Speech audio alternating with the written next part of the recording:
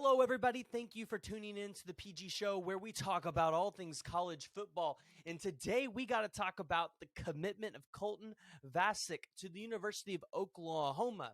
But before we do that, go ahead and hit that like and subscribe button. Let me know what you guys are thinking down in the comments below.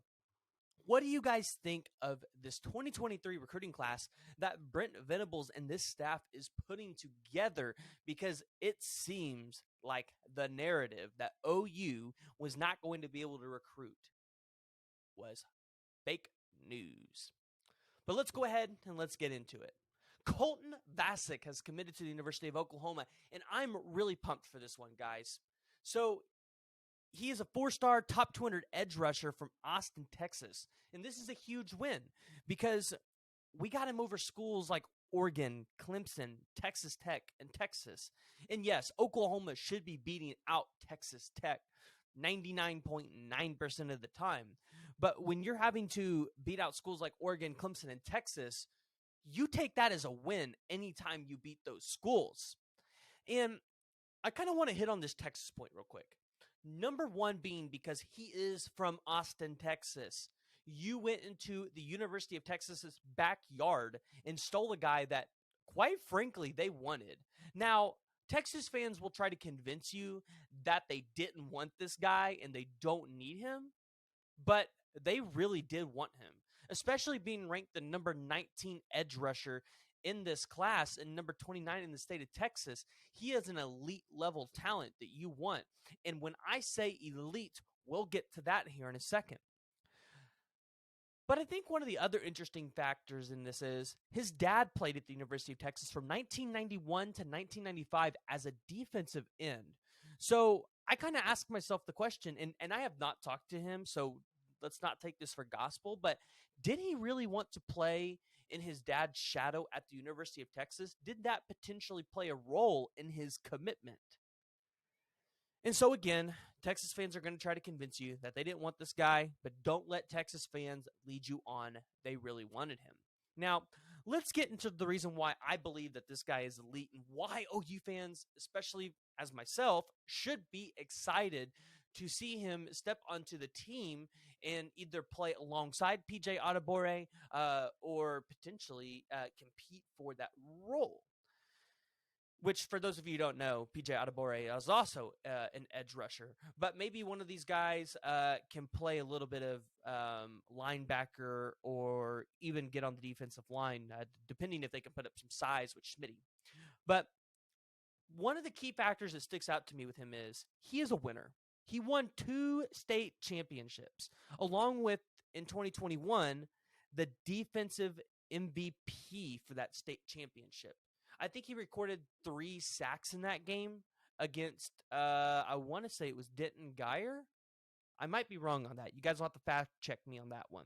But this dude's a winner.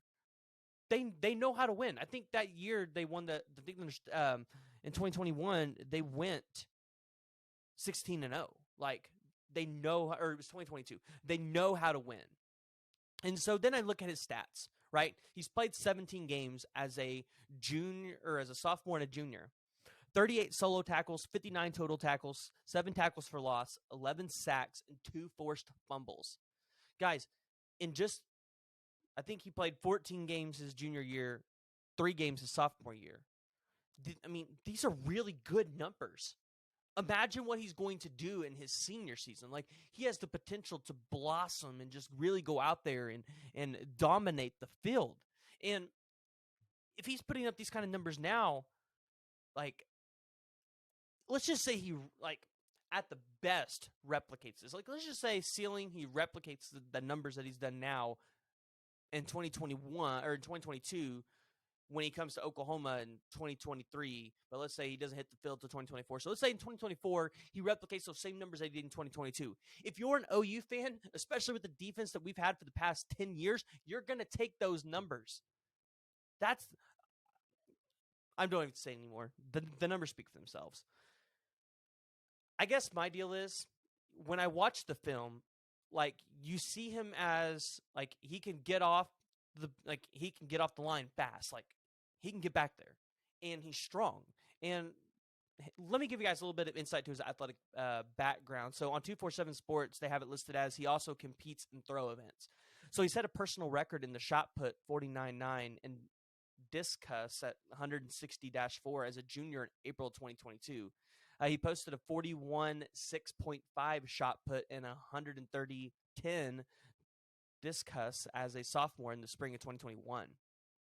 So he's obviously got some strength on him because for those of you who have watched shot put at all, I think I've seen it once or twice. Like, you've got to have some strength to do that. But go watch some of his tape. It's all over YouTube. Go watch some of his tape.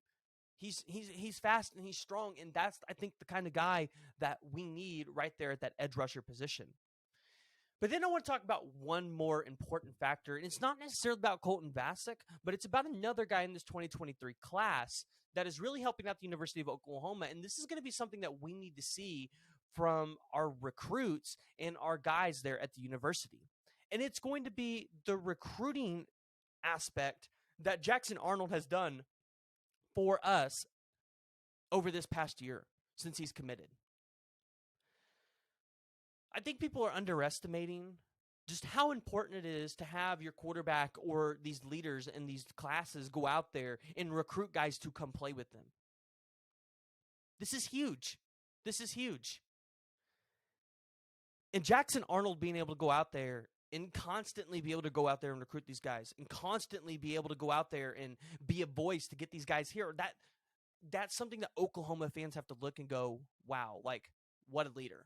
Like, this guy's going to be a great leader. That's something that Caleb Williams was doing when he came to the University of Oklahoma. And we saw it in Mario Williams. He got Mario Williams here. And I believe Jalil Farouk, now luckily Jalil Farouk stayed, but he was able to recruit guys here to come play with him. And that's what Jackson Arnold is doing.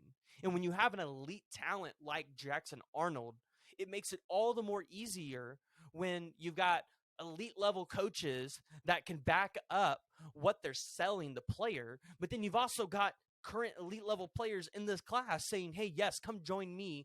I'm buying into this. You should too. Also, look at my success over here. We can be good. And so I think OU fans really need to not overlook the recruiting aspect of these players. And I'm curious to see who's going to be that player to step up in 2024, 2025, and so on. So let me know what you guys think in the comments below.